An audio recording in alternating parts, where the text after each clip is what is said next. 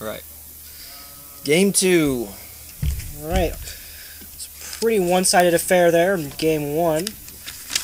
As we see both players shuffling up their decks. I know Bryan would like to see a much better start for him. He only had the 2 lands there, which included a Moorland Haunt, which is completely... It was pretty irrelevant. It was only tapped for colorless mana at that point, not even able to use it to make a token without the white mana. But, I know for Paul, he's hoping to see more of the same that he saw in Game 1. Yeah, I think he's probably feeling pretty confident right now, but one thing I know about Delver decks is they are very versatile. Oh yeah, definitely. Alright, assuming Bryan's going to be on the play in this one.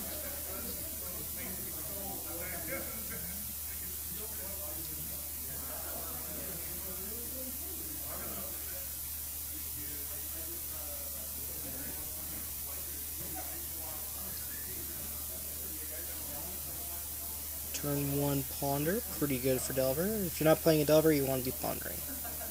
At least on turn 1.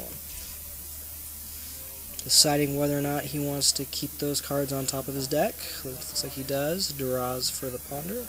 Oh, there he goes. Looks like he was an island there. Passes the turn. Paul plays land, passes. Bryan, draw. There's a second Seachrome Coast for Bryan. And just says go. Alright. Either Intangible Virtue. Oh. Alright, Intangible Virtue for Paul. Third land. Tapping all 3. It's like Snapcaster into the Ponder. Saying wants to keep those ones on top as well.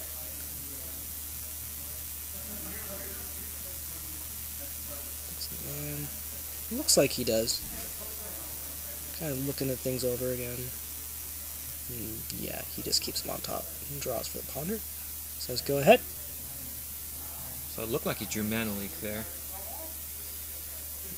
So... Isolated Chapel for Paul. Looks like he just said go. They're both right where they need to be mana-wise, I think. Yeah, no one's really missing any mana drops here so far. And they both have the colors they need too. That's true. Attacking for 2 from Snapcaster sends Paul to 18. Bryan with yet another Ponder. He's definitely getting to size up the top of his deck so far. He's basically been able to decide everything he's wanted to draw.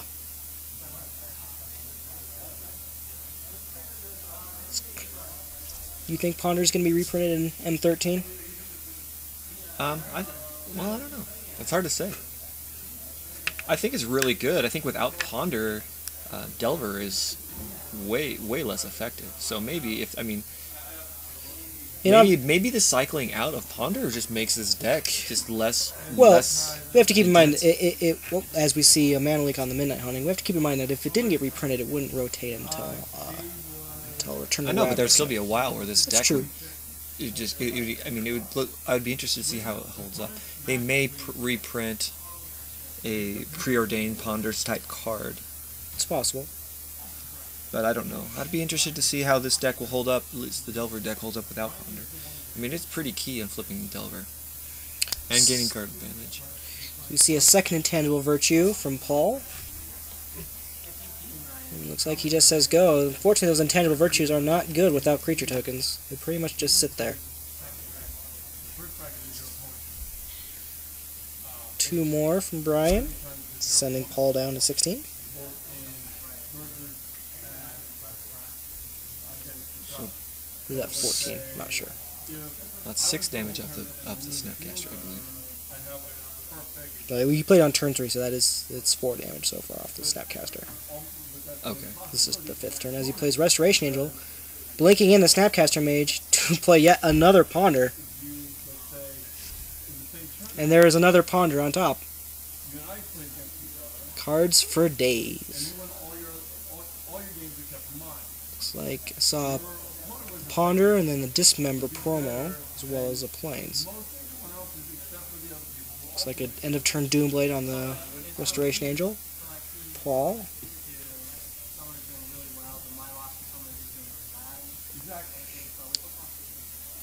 Paul with his 5th land, so he's got Not really sure if his deck runs anything with double black. I think it's just the black is really just for the Doom cards like Doomblade, Sorin, and Lingering Souls. That's the way that most of the black-white tokens work. In the vault as well. Right? In the vault as well, thank you. Attacking for 2 more, sending Paul down to 14.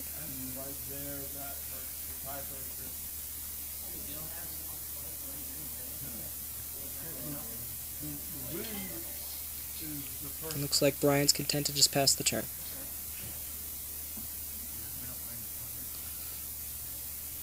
Alright.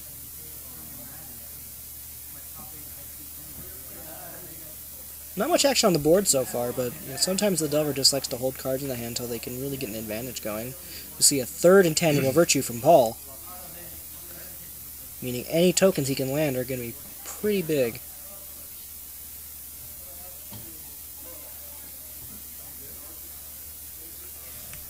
Bryan sizing up his mana here.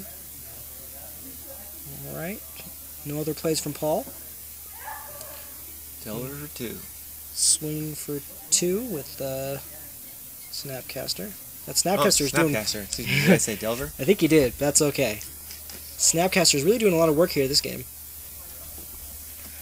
Yet another ponder from Bryan. I feel like he's been pondering almost every turn so far. Probably has.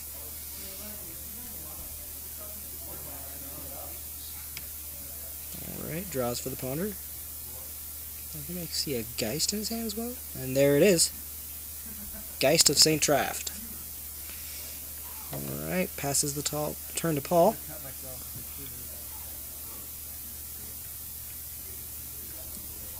Paul looks like he might be weighing his options here, see what he can actually do.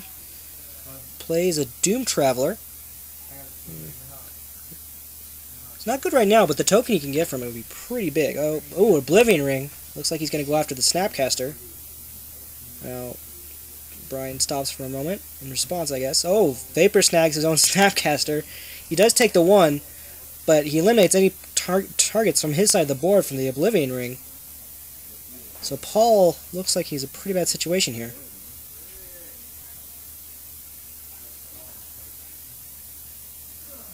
Tries to take a land.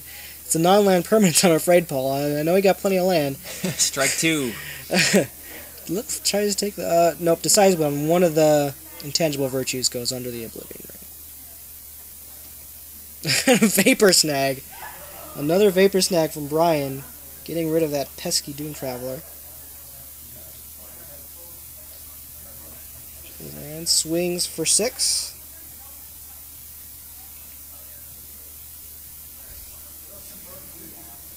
Sending Paul down to 5. Drops a Consecrated Sphinx.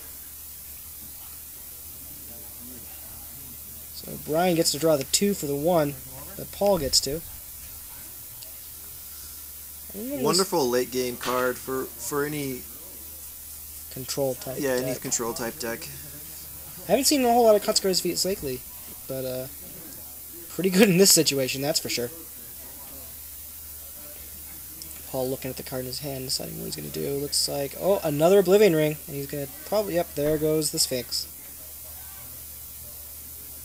And then just passes the turn to Bryan.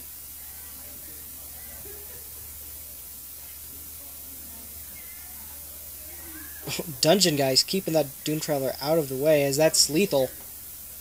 And now we're going on to game 3.